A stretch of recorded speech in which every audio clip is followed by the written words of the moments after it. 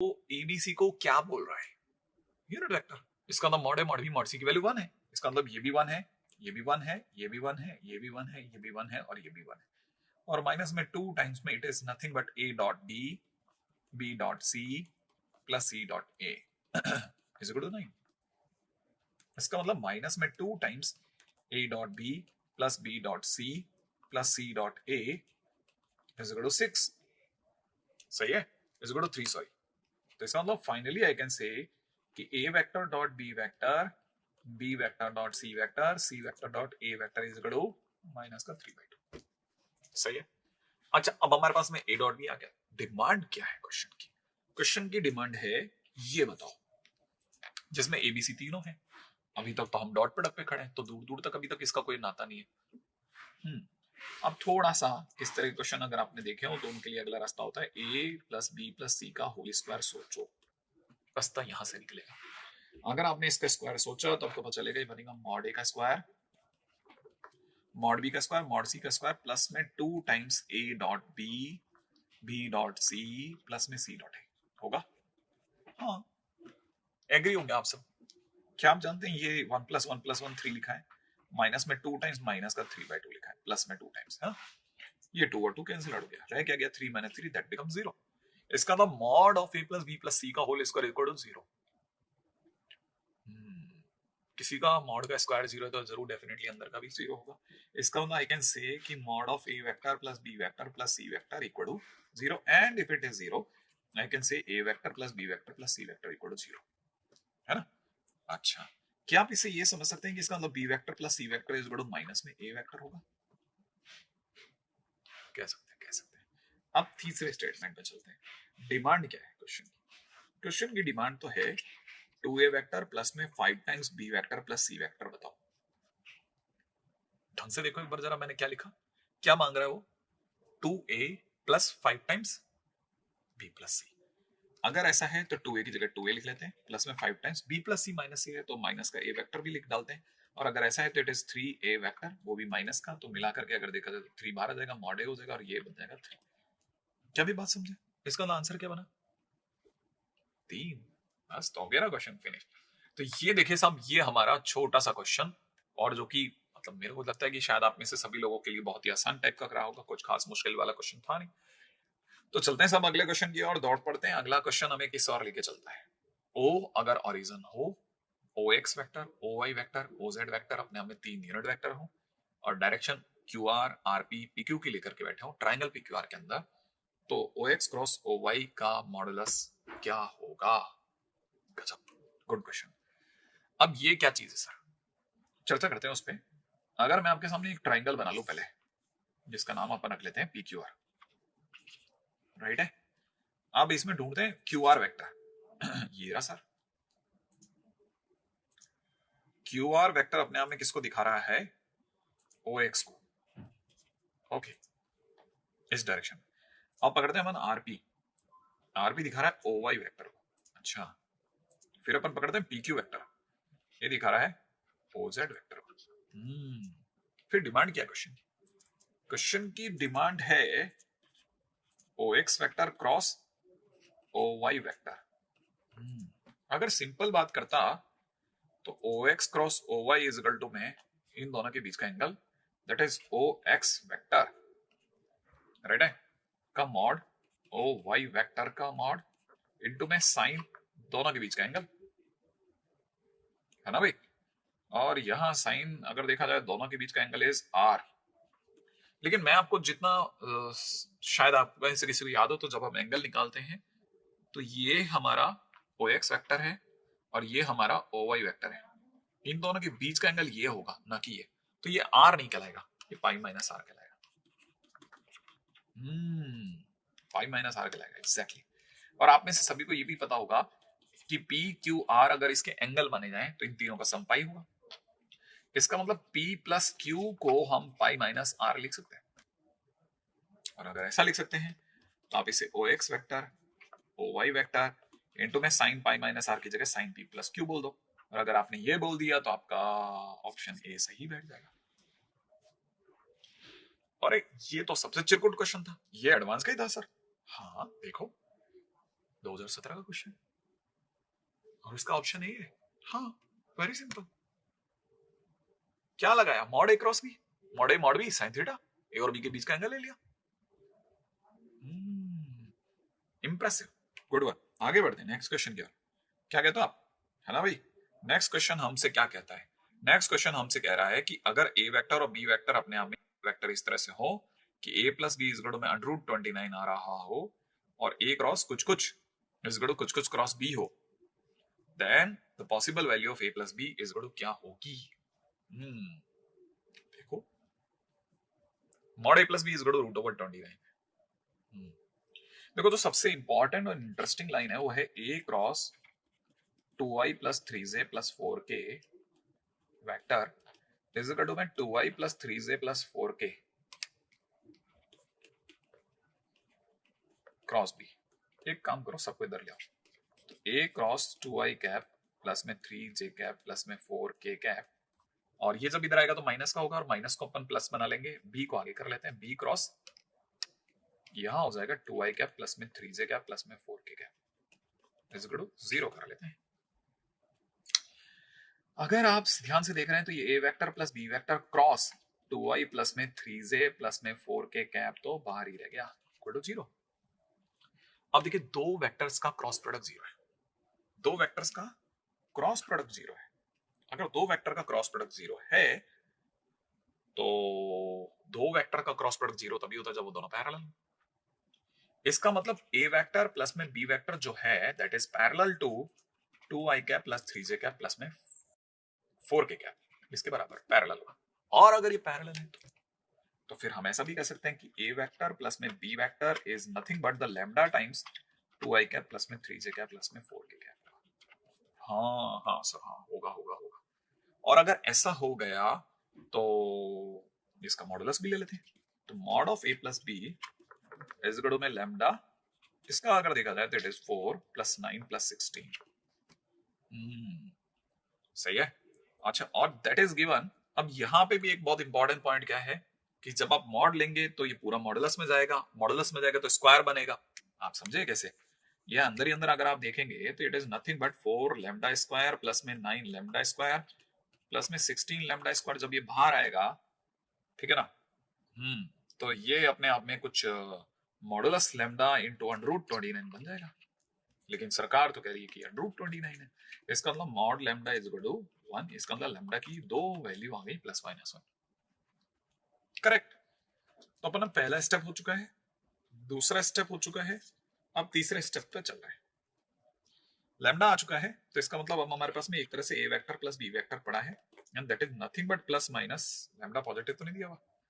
नहीं, lambda positive नहीं दिया। तो 2i कैप प्लस में 3j कैप प्लस में 4k कैप हो चुका है। अब क्वेश्चन क्या कहता है? क्वेश्चन कहता है a vector plus b vector dot minus का 7i कैप प्लस में 2j कैप प्लस में 3k कैप किसके बराबर होगा? तो ये अपने आप में प्लस माइनस कर लेते हैं। 2i कैप प्लस में 3j कैप प्लस में 4k कैप मल्टीप्लाइड बाई माने डॉट प्रोडक्ट विद माइनस का 7i कैप प्लस का 2j कैप प्लस में 3k कैप के बराबर होगा। और अगर ऐसा है तो प्लस माइनस पढ़ा रहने देते हैं। अंदर अंदर इट इज -14 प्लस 6 प्लस 12, तो 12 और 6 18 में से गया, तो ये प्लस माइनस 4 आ रहा है और ऑप्शन सी सही जा रहा है। मतलब एक और छोटा सा, छोटे से छोटा क्वेश्चन जो भी हम कर सकते थे वो भी एक और क्वेश्चन भी हमारी तरफ से डन हो गया। आई एक्सपेक्ट कि क्वेश्चन में आपको लगा नहीं होगा कि ये भैया अभी एडवांस के ही है क्या, 2013 के क्वेश्चन है। और मैंने जैसा कहा था, वेक्टर के क्वेश्चन तो होते ही हैं, उन्हें रोक नहीं सकते। आप ये नहीं कह सकते कि यार ये क्वेश्चन नहीं होगा, ऐसा होता नहीं है। नॉर्मली जब आप इसके क्वेश्चन करेंगे तो आपको पता चलता है इसके क्वेश्चन डुएबल हैं, हो जाते हैं, और क्वेश्चन में ऐसा कोई मुश्किल भी नहीं आती है ना। चलते हैं अगले क्वेश्चन। अगला क्वेश्चन हमसे क्या चाहता है? ओहो, 2013 का ही क्वेश्चन है और अब की बार मैच द कॉलम का क्वेश्चन है। दो लाइनें दे दी है और दो प्लेन दे दी है। एक और प्लेन दिया है, वो ax plus by plus cz equal to d वाला है। क्या है? be the equation of the plane passing through the point of intersection of line L1 and L2 and perpendicular to this। एक तो इसके उससे गुजरे, इंटरसेक्शन पॉइंट से गुजरे। तो पहले इंटरसेक्शन से गुजरे और P1 और P2 दोनों के परपेंडिकुलर हो, ठीक है। थोड़ा भी अगर आपने क्वेश्चंस कर करके अगर इसमें एक्सपीरियंस लिया है तो कुछ चीजों का आइडिया पड़ने लग गया होगा कि दोनों लाइनों से गुजरने वाला जो भी पॉइंट होगा निकालने के लिए एक तो इसे लैम्डा ले लो, मैंने आप एक तरफ लिख लो x minus 1/2 y upon minus 1 z plus 3/1 is equal to lambda, और दूसरी तरफ से आप लिख लो x माइनस 4/1 y प्लस 3/1 और z plus 3/2 is equal to mu. ये हो गया। जैसे आप ऐसा लिखोगे आपके पास ये वाला पॉइंट आ जाएगा, इस पे कोई जनरल पॉइंट आ गया 2 लैम्डा प्लस 1 माइनस लैम्डा और लैम्डा माइनस 3। अगर यहाँ पे देखा जाए तो it is mu plus 4, it is mu minus 3, it is 2 mu minus 3। हमारे पास दो पॉइंट आ गए L1 पर और L2 पर। अब ये कह रहा है कि दोनों लाइनें आपस में कहीं मिल रही है। अगर जहां भी टकराएंगे ऑब्वियस सी बात है मैं पॉइंट ऑफ इंटरसेक्शन निकालने के लिए एक ही काम करूंगा, पॉइंट ऑफ इंटरसेक्शन के लिए इन्हें मिलाऊंगा। तो 2 lambda plus 1 is equal to mu plus 4 लिख लेते हैं, और minus lambda is equal to mu minus 3 लिख लेते हैं, और lambda minus 3 is equal to 2 mu minus 3 लिख लेते हैं। करेक्ट। ये और ये कट गया तो लैम्डा बराबर 2 म्यू हो गया। अगर लैम्डा बराबर 2 म्यू हो गया तो इसमें रख लेते हैं। तो माइनस का 2 mu is equal to mu minus 3, इसका मतलब माइनस का 3 mu is equal to minus 3, इसका मतलब म्यू इज इक्वल टू 1 हो गया। Implies lambda is equal to 2 हो गया, तो लैम्डा तो हो गया 2 और म्यू हो गया 1। अच्छा, इससे क्या मिलेगा सर? इससे हमें पॉइंट ऑफ इंटरसेक्शन मिल जाएगा। Now we can say complete point of intersection जो भी होगा, पॉइंट ऑफ इंटरसेक्शन एकदम क्लियर दिखने लग गया। अभी तक पॉइंट ऑफ इंटरसेक्शन ये था, अब लैम्डा की जगह आप 2 रख लो तो 5, लैम्डा की जगह 2 रखते -2, 2 रखते -1, तो आपको पॉइंट ऑफ इंटरसेक्शन मिल रहा है। अब क्या करें? अगर पॉइंट ऑफ इंटरसेक्शन मिल गया है तो ये कह रहा है कि एक प्लेन है जो कि इस पॉइंट से गुजरेगा और इन दोनों के परपेंडिकुलर होगा।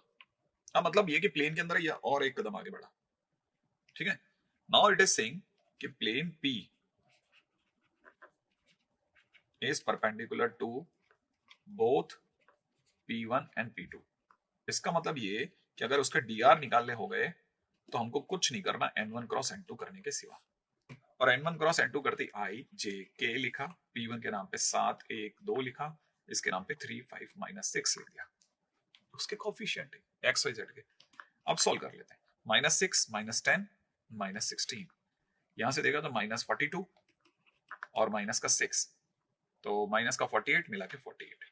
अच्छा, आगे चलते हैं। 35 और माइनस का 3 बोले तो 32, तो यहाँ से 32 है ना भाई। आप चाहो तो ऐसा लिखें और चाहें तो ऐसे थोड़ा शॉर्ट कर लें, -1 4 एंड 2, ऐसा भी लिख सकते हैं। एक ही बात है क्योंकि dr है, रेशो में ले सकते हैं। तो हमारा ये दूसरा स्टेप हुआ है। अब क्वेश्चन क्या चाहिए? क्वेश्चन में चाहिए कि plane passing through point of intersection of L1 and L2 and perpendicular to P1 and P2।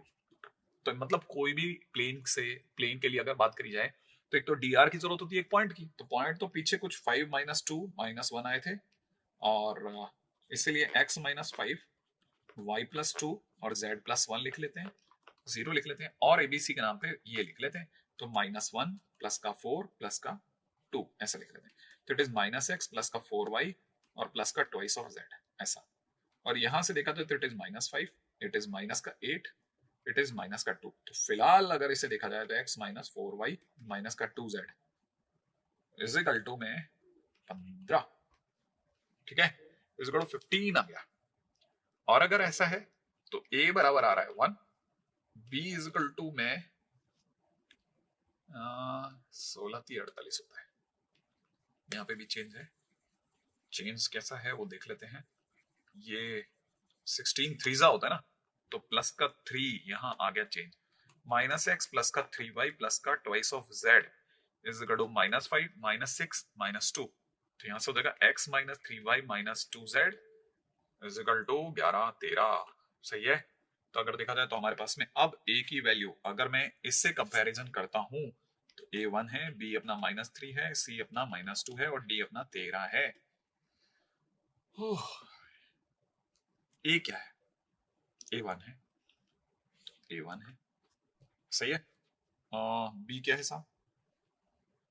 b अपना -3 है, बिल्कुल सीधा ही जाके लग गया।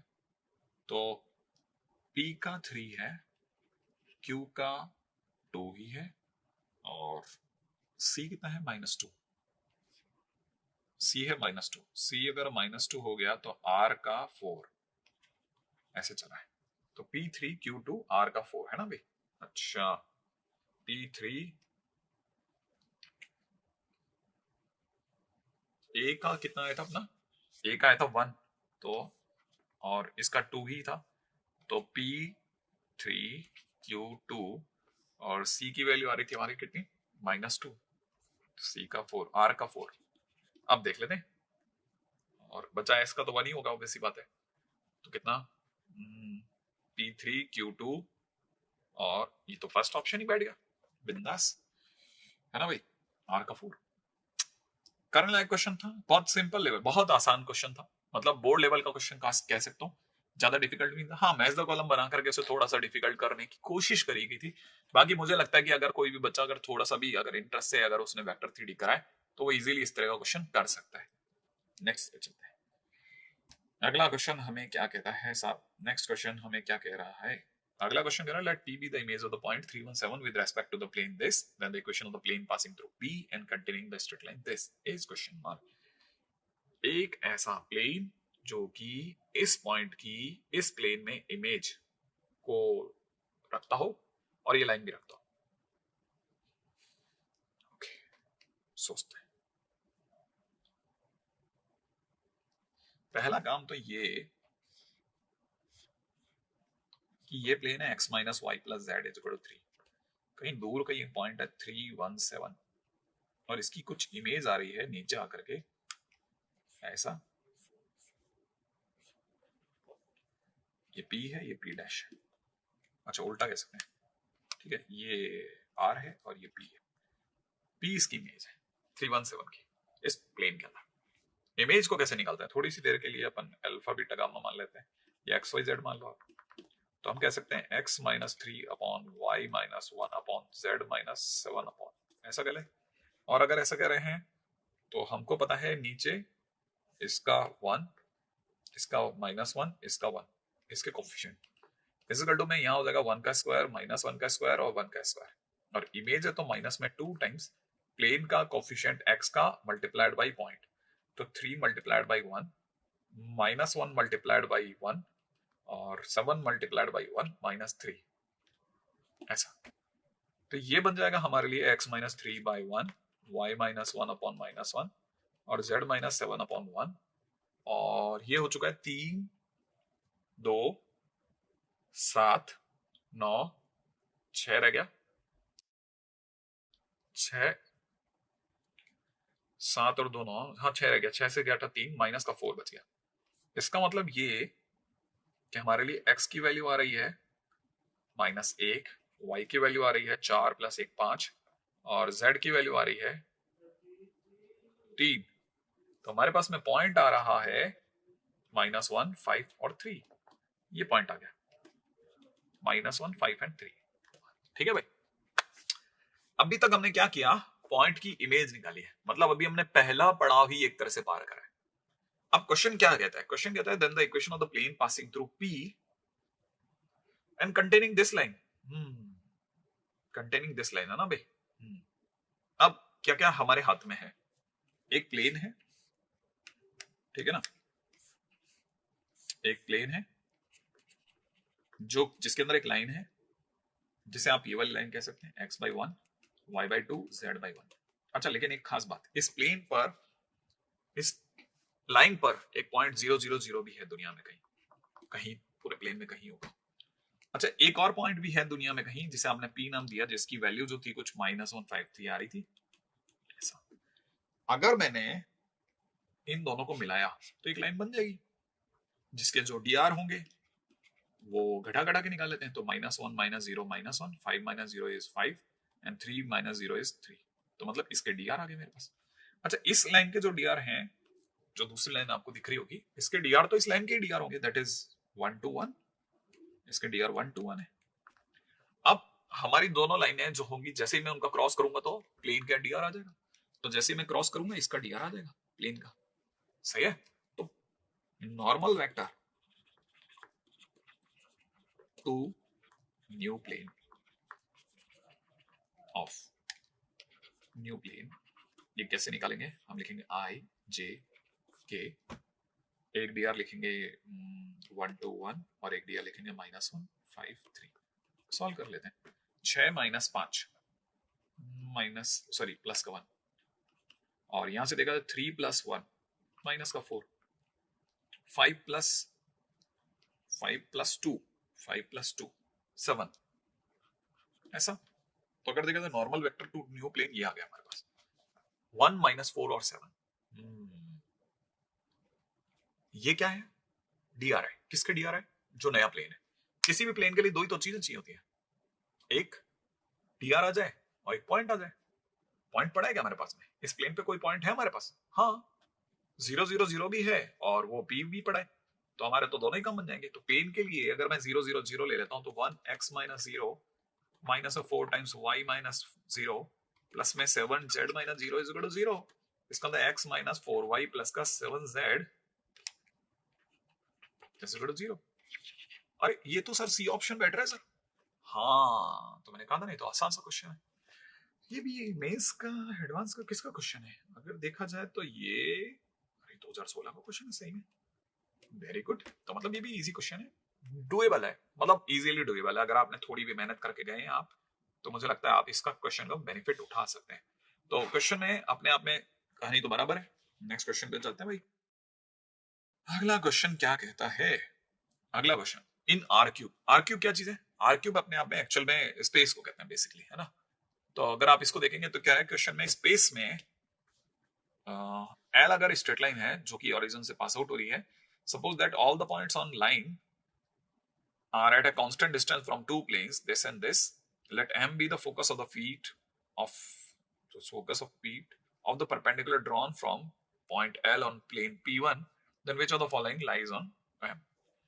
Okay. आइए सब इस पे भी चर्चा करते हैं नेक्स्ट क्वेश्चन पे।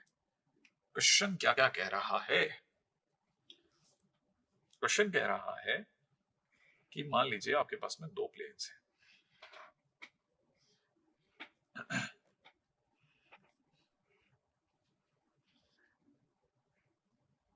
ठीक है।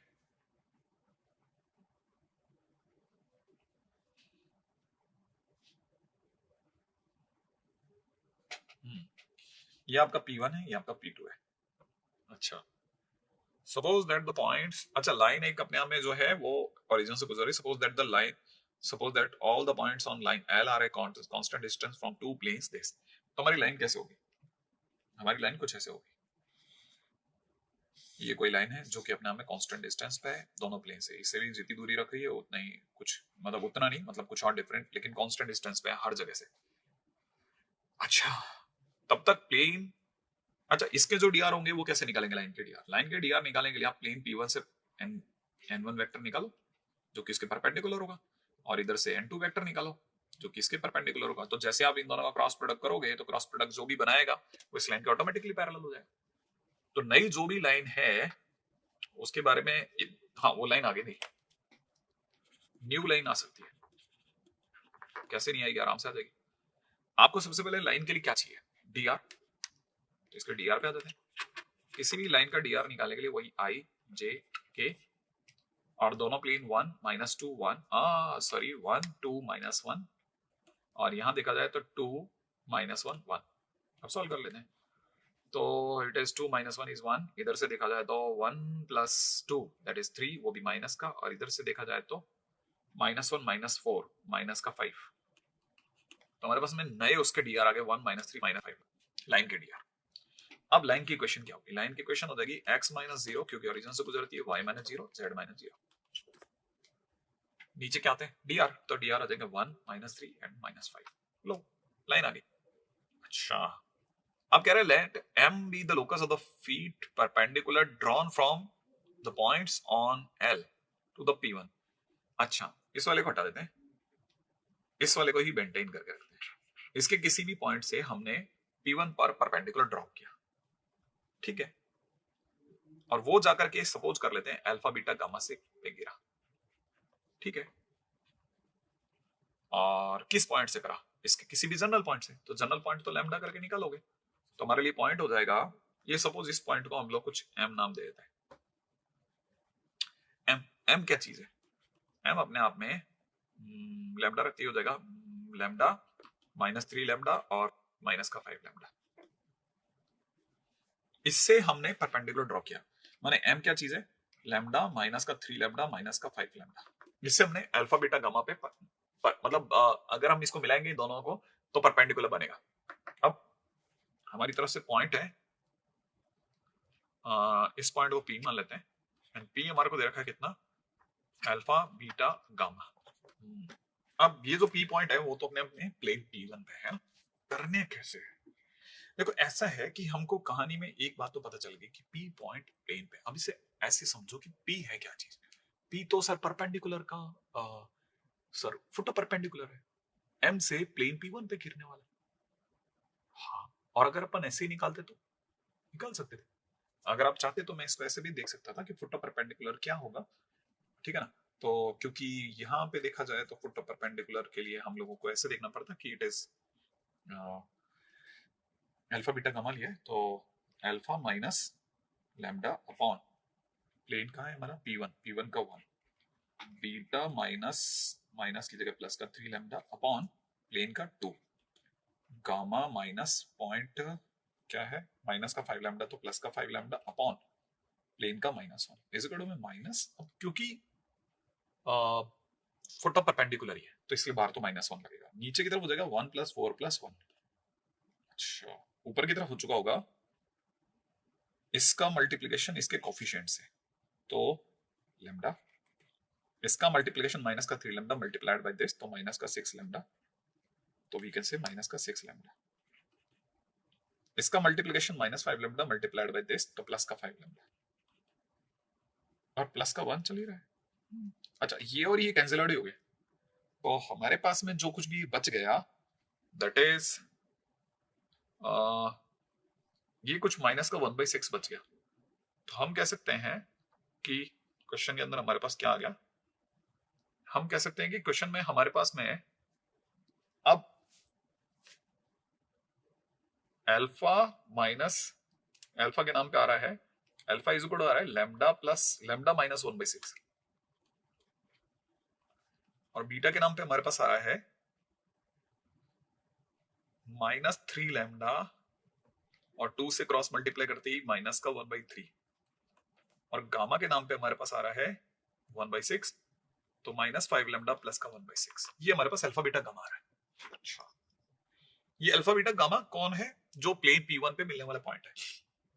अच्छा, अब इनमें से कौन सा है वो हो सकता है? क्वेश्चन ये नहीं है कि लाओ वैल्यू लाओ, कहता है इनमें से कौन सा हो सकता है, तो देख लेते हैं। पहला वाला पहले पॉइंट को चेक कराता हूं आपके सामने। जैसे फर्स्ट पॉइंट, अगर मैंने 0 को चुना तो इसका मतलब लैम्डा माइनस 1/6 बराबर 0, जिसका मतलब लैम्डा की वैल्यू 1/6। अब वो उठा करके अपन बीटा में रख देते हैं, तो माइनस का 3 × 1/6 माइनस 1/3 ये कर लेते हैं। आपको तो पता ही होगा ये बन गया माइनस का 1/2 और माइनस का 1/2 माइनस का 1/3 माइनस का 5/6 बराबर। अच्छा, लैम्डा की वैल्यू 1/6 अब इसमें भी रखते हैं, तो माइनस का 5/6 प्लस का 1/6। लैम्डा की वैल्यू 1/6, हाँ माइनस का, तो माइनस का 4/6 मतलब माइनस का 2/3 बनेगा। तो पहला पॉइंट तो बराबर है, एकदम सही जवाब है।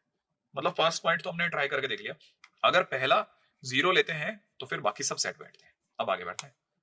अगले वाले के अंदर अगर देखा जाए तो हम देख रहे हैं कि लैम्डा माइनस 1/6 जो है वो अगर इसका x से मिल जाए माइनस का 1/6 तो इसका मतलब लैम्डा की वैल्यू 0 हो जाएगी। लैम्डा की वैल्यू 0 होती है, बीटा क्या आएगा? बीटा माइनस का 1/3 आ जाएगा। गामा क्या आएगा? 1/6 आ जाएगा। क्या ये मैच कर रहा है? 1/6 मैच कर रहा है, माइनस का 1/3। अरे वेरी गुड, इसका मतलब बी ऑप्शन भी सही ऑप्शन है। अच्छा, अब बी ऑप्शन के बाद में अपन चलते हैं सी पर। सी कैसे काम कर रहा है? अपन ने इसको लिखा कि लैम्डा माइनस 1/6 माइनस का 5/6, इसका मतलब लैम्डा इज इक्वल टू में माइनस का 4/6 मतलब माइनस का 2/3। तो बीटा क्या है? बीटा अपने आप में 2 माइनस 1/3 है, मतलब 5/3 है। गामा क्या है? अगर हमने माइनस का 2/3 रखा दैट विल बिकम 10/3 प्लस 1/6 मतलब 21/6 मतलब 3 7 जा 3 2 जा। नहीं, ये तो गलत हो गया। अच्छा, वैसे ही गलत हो गया, तो 5/3 पे रॉन्ग हो चुका था, आगे जाने की जरूरत ही नहीं थी। तो मतलब सी ऑप्शन तो गलत बैठ गया। अब चलते हैं हम डी चेक कर लेते हैं। डी ऑप्शन क्या कहता है? डी ऑप्शन कहता है कि लैम्डा माइनस 1/6 जो है वो अपने में -1/3 था, तो ऑब्वियस सी बात है कि लैम्डा इज इक्वल टू में माइनस का 1/6 बचा, और बीटा की वैल्यू क्या होगी? 3/6 माने 3/6 का मतलब 1/2 माइनस 1/3, 1/2 माइनस 1/3 इज, नीचे 6 आ गया, 3 माइनस 2 1/6, तो इसकी वैल्यू अगर माइनस का 1/3 लेते हैं तो अगली वैल्यू 0 नहीं आ रही है, इसका मतलब डी ऑप्शन भी रॉन्ग है। माने हमने हर किसी का एक्स मैच कराया, लैम्डा की वैल्यू लाए, हमने वाई और जेड चेक करा कि क्या सेम एक्स की वैल्यू के लिए जो लैम्डा यूज कर रहे हैं उसी से वाई और जेड भी जो हमारे को जिस ऑर्डर में दिए वही आ रहे हैं कि नहीं आ रहे, तो हमारे को पता चला 2 ऑप्शन में तो आ रहे हैं लेकिन 2 में नहीं आ रहे, इसका मतलब 2 ऑप्शन गलत है। ये अपने आप में बहुत ही अच्छा क्वेश्चन था। क्यों? क्योंकि इसने बहुत ही खतरनाक लाइन यूज कर ली थी। इसने एक्चुअल में हमसे लोकस मांग लिया था, किसका? फुट ऑफ परपेंडिकुलर का। तो लोकस और फुट ऑफ परपेंडिकुलर सोचना ही स्टूडेंट के लिए उस मौके पे बहुत बहुत बड़ी बात हो गई। मतलब वो लोकस नहीं क्लिक कर पाया कि लोकस कहां से लाए। ये बहुत अच्छा क्वेश्चन है अपने आप में, very good question, very good question. बहुत कम ऐसे क्वेश्चन होते हैं जिनके लिए नॉर्मली ये शब्द निकलता है कि यार बहुत अच्छा क्वेश्चन है, अच्छे से करके जाना, ऐसा निकलता नहीं है नॉर्मली, ठीक है ना। तो हमको अक्सर क्या है, ऐसे क्वेश्चंस के ऊपर भी थोड़ा बहुत नजर रखनी चाहिए, गुड वॉच जिसे कहते हैं ना, रखनी पड़ती है। अगला क्वेश्चन क्या कहता है? अगला क्वेश्चन कहता है 3 लाइन से L1, L2, L3 दी गई है, जिनके लिए फॉर विच Q पॉइंट जो है वो L2 पर है। Can we find a point अगर for which point Q on L2 can we find a point P on L1 and point R on L3? So अच्छा, क्या अगर Q L2 पर हो तो उससे मिलने वाला P और R अगर L1 और L3 पे हो जाए तो PQR के कोलिनियर होने की के लिए क्या संभावना है? इनमें से किसके लिए ये बात बैठ जाएगी? बड़ा मतलब धांसू क्वेश्चन है अपने आप में अगर देखा जाए तो। क्वेश्चन क्या कह रहा है, बहुत धैर्य के साथ समझने का क्वेश्चन है। देखिए साहब, L1 जो दे रखी पहली line, R vector is equal to में लैम्डा आई कैप। L2 जो दूसरी लाइन दे रखी है, R vector is equal to में म्यू, आप ऐसे भी कह सकते हैं mu j cap plus k cap, है ना। L3 करके तीसरी लाइन दे रखी है, R वेक्टर इक्वल टू में कितना? आई कैप प्लस जे कैप प्लस व्यू न्यू के कैप। अच्छा, इस पर कोई रैंडम पॉइंट अगर मेरे से कोई सर्च कराएगा तो मैं लैम्डा 0 पॉइंट सर्च करूंगा। अच्छा, इस पे कोई सर्च कराएगा तो 0, म्यू और 1 ये पॉइंट ऑन L2 कहूंगा। इस पर कोई सर्च कराएगा तो मैं 1, 1 और म्यू ये मैं L3 पे बोलूंगा। पहली चीज जो सबसे पहले मुझे जो दिखती है वो ये, ठीक है ना, ताकि आप भी क्लियर हो जाएं, मैं भी क्लियर हो जाऊं कि हम स्टार्ट कहां से कर रहे हैं। हमने पॉइंट सोचा है कोई, अच्छा अब क्या कह रहा है, PQR कोलिनियर होने चाहिए। अच्छा, तो अपन मान लेते हैं यही हमारा P था, ये हमारा Q था, ये हमारा R था। पहला काम कुछ कुछ धीरे धीरे फॉरवर्ड